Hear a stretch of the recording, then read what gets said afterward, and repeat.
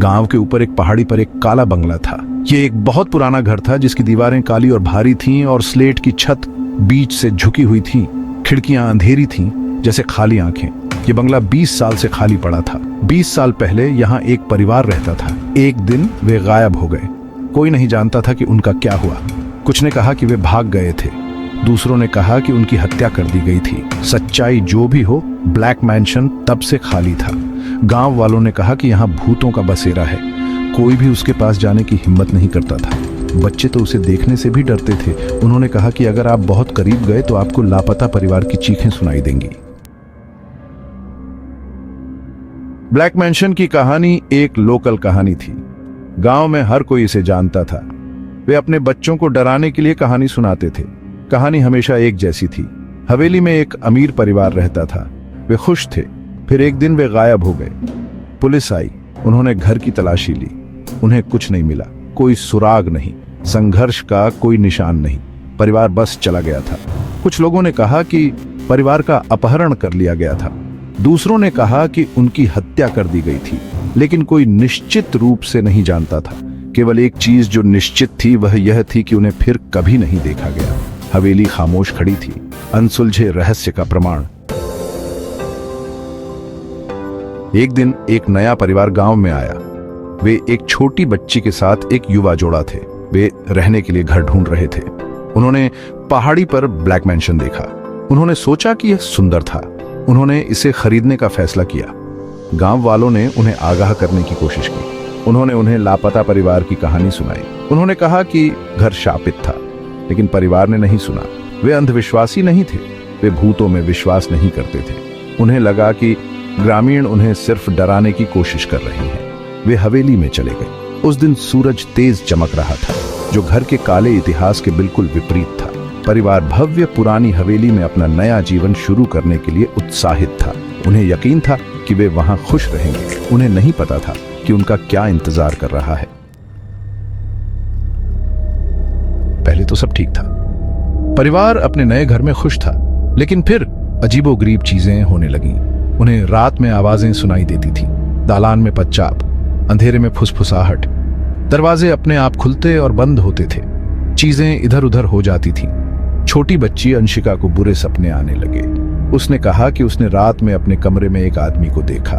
वह लंबा और पतला था, लंबी नुकीली उंगलियों वाला। उसका कोई चेहरा नहीं था, बस एक खाली सफेद जगह जहां उसका चेहरा होना चाहिए था। परिवार ने अजीबोगरीब घटनाओं को नजरअंदाज करने की कोशिश की। उन्होंने खुद से कहा कि यह सिर्फ उनकी कल्पना है। वे विश्वास नहीं करना चाहते थे कि घर प्रेतबाधित है। एक दिन अंशिका की पसंदीदा गुड़िया गायब हो गई। उसने हर जगह उसे ढूंढा, लेकिन वह उसे नहीं ढूंढ पाई। उसने अपने माता पिता से पूछा कि क्या उन्होंने उसे देखा है, लेकिन उन्होंने नहीं देखा था। अंशिका का दिल टूट गया था। वह उस गुड़िया से प्यार करती थी। वह उसके पास तब से थी जब वह एक बच्ची थी। उसके माता पिता ने उसे दिलासा देने की कोशिश की। उन्होंने उससे कहा कि वे उसे एक नई गुड़िया दिलाएंगे, लेकिन अंशिका को नई गुड़िया नहीं चाहिए थी। वह अपनी पुरानी गुड़िया वापस चाहती थी। कुछ दिनों बाद अंशिका की माँ अटारी साफ कर रही थी। उसे एक धूल भरे पुराने ट्रंक में गुड़िया छिपी हुई मिली। गुड़िया दीवार की ओर मुख करके थी, मानो जानबूझकर छिपाई गई हो। उसे पाकर वह बहुत खुश हुई। वह उसे अंशिका को देने के लिए नीचे की ओर दौड़ी, लेकिन अंशिका अपनी गुड़िया को फिर से देखकर खुश नहीं हुई। वह डरी हुई लग रही थी। उसने गुड़िया को छूने से मना कर दिया। उसने कहा कि गुड़िया खराब थी। भाग 6। एक अजीब सा एहसास। परिवार हवेली में रहता रहा, लेकिन वे अब खुश नहीं थे। वे डर के साये में जी रहे थे। अजीबोगरीब घटनाएं और भी बढ़ गईं। फुसफुसाहट तेज हो गई, पदचाप भारी। परिवार को ऐसा लग रहा था जैसे उन पर नजर रखी जा रही है। उन्हें लगा जैसे वे खतरे में हैं।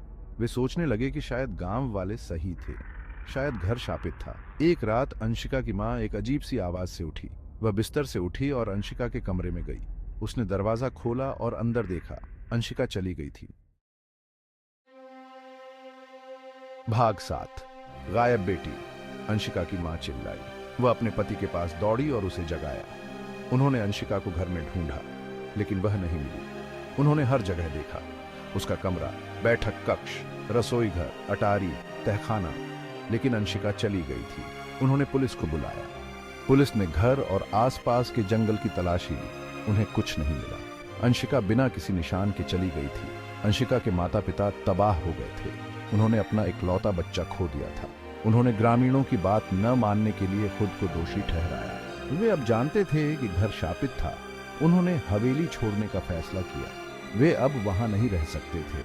इसमें बहुत सी दर्दनाक यादें थीं, लेकिन इससे पहले कि वे जा पाते, अंशिका के पिता को जानना था। उसे जानना था कि उसकी बेटी के साथ क्या हुआ था। भाग 8 अंधेरे में। अंशिका के पिता ने आखिरी बार हवेली की जांच करने का फैसला किया। उन्होंने बेसमेंट से शुरुआत की। यह एक अंधेरी, नम और पुरानी जगह थी। फफूंदी और सड़न की गंध से हवा भारी थी। मकड़ी के जाले छत से भयानक सजावट की तरह लटके हुए थे। उसके पैरों के नीचे फर्श ठंडा और नम था। वह अंधेरे में चूहों के भागने की आवाज सुन सकता था। उसने एक गहरी सांस ली और खोजना शुरू कर दिया। उसने हर नुक्कड़ और क्रेन में देखा। उसने पुराने बक्से और फर्नीचर हिलाए। उसने पुरानी भट्टी के पीछे चेक किया। उसने चढ़ाई वाले स्थान को भी खोल दिया, लेकिन उसे कुछ नहीं मिला। वह हार मानने ही वाला था कि तभी उसने उसे देखा। पुराने बक्सों के ढेर के पीछे एक छोटा सा लकड़ी का दरवाजा छिपा हुआ था। उसने इसे पहले कभी नहीं देखा था। उसने बक्सों को एक तरफ धकेला और दरवाजे को आजमाया। वह खुला था। उसने एक गहरी सांस ली और दरवाजा खोला। भाग 9 आमने सामने। दरवाजा चरमराहट के साथ खुला। एक संकरी सीढ़ी दिखाई दी जो नीचे अंधेरे में जा रही थी। हवा ठंडी हो गई। बांसी गंध की जगह एक सर्द खालीपन ने ले ली। उसने एक अस्थिर कदम नीचे रखा। लकड़ी की सीढ़ियां उसके वजन के नीचे कराह उठी। वह एक लाइट स्विच के लिए लड़खड़ा गया। उसका हाथ किसी ठंडी और घिनौनी चीज से टकराया। उसकी रीढ़ की हड्डी में एक सिहरन दौड़ गई। उसे स्विच मिल गया। एक एकल नंगे बल्ब जीवन के लिए टिमटिमाते थे। नम पत्थर की दीवारों पर लंबी नाचती हुई परछाई डालते थे। और फिर उसने उसे देखा। सीढ़ियों के नीचे खड़ा मंद रोशनी में लिपटा हुआ एक व्यक्ति था। एक सफेद पारभासी रूप बमुश्किल वहां फिर भी निर्विवाद रूप से मौजूद है। उसका कोई चेहरा नहीं था, बस एक खाली सफेद जगह थी जहां उसकी विशेषताएं होनी चाहिए थी। उसने उसे तुरंत पहचान लिया। अंशिका के बुरे सपने से चेहराहीन आदमी। इससे पहले कि वह प्रतिक्रिया कर पाता, इससे पहले कि वह चिल्ला भी पाता, आकृति बाहर पहुंची। एक ठंडे ईथर हाथ ने उसकी छाती को दबाया। उसे एक तेज बर्फीली पीड़ा महसूस हुई। फिर सब कुछ काला हो गया। भाग 10 श्राप जारी है। अगली सुबह ग्रामीणों ने ब्लैक मैंशन को खाली पाया। परिवार चला गया था, बिना किसी निशान के गायब हो गया, बिल्कुल उनके पहले वाले परिवार की तरह। गांव वालों ने दुखी होकर सिर हिलाया। वे जानते थे कि क्या हुआ है।